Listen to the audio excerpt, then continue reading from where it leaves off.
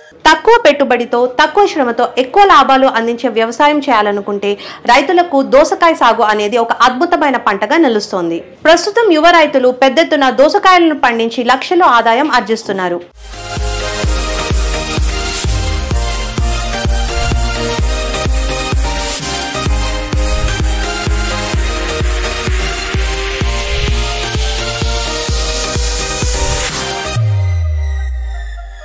ఈ పంట ప్రత్యేకత ఏంటంటే కేవలం 40 నుండి 70 రోజుల్లోనే చేతికొస్తుంది.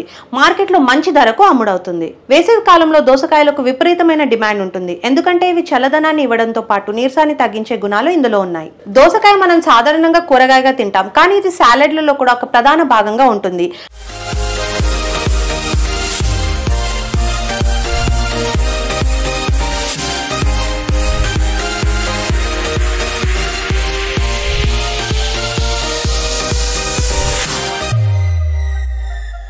రైతులు చెప్తున్నట్లు తమ భూమిలో 40 రోజులు పండే ఈ పంటను సాగు చేయడం ద్వారా మంచి ఆదాయం వస్తుంది.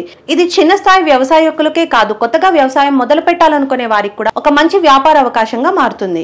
దోసకాయ సాగు సాధారణంగా ఇసుకతో కూడిన లోమి నేలలో బాగా పండుతుంది. అయితే ఇది బరువైన నేలలో కూడా పండించవచ్చు.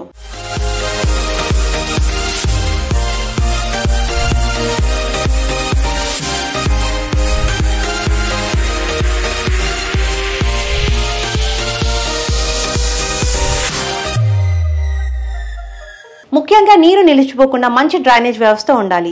నీరు స్తబ్దతగా ఉండడం వల్ల వేర్లు కులిపోయే ప్రమాదం ఉంటుంది. ఇసుక నేల తొందరగా ఎండిపోతుంది కాబట్టి అది దోసకాయ సాగుకు చాలా అనుకూలంగా ఉంటుంది. భూమిని సాగుకు సిద్ధం చేసే ముందు దాన్ని బాగా దున్ని చదును చేయాలి. తర్వాత విత్తనాలను నాటాలి. పొలాన్ని ఎల్లప్పుడూ తేలికపాటి చెమతో ఉంచాలి, కానీ నీరు నిలిచిపోకుండా జాగ్రత్త వహించాలి. ప్రతి వారం తక్కువ మోతాదులో నీరును పెట్టాలి.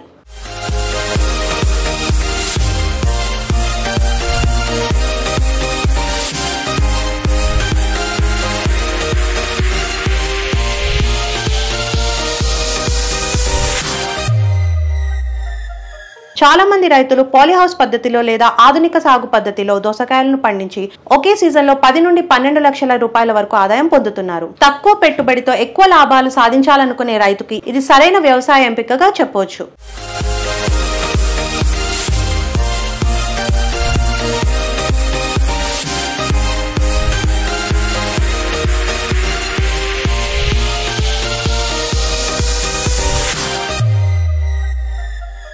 దోసకాయ సాగు సులభం మాత్రమే కాదు, తక్కువ కాలంలో మంచి రిటర్న్ ఇచ్చే లాభదాయకమైన పంట కూడా. అందుకే చాలా మంది రైతులు ఇప్పుడు దీని ఒక స్థిరమైన ఆదాయ వనరుగా ఎంచుకుంటున్నారు.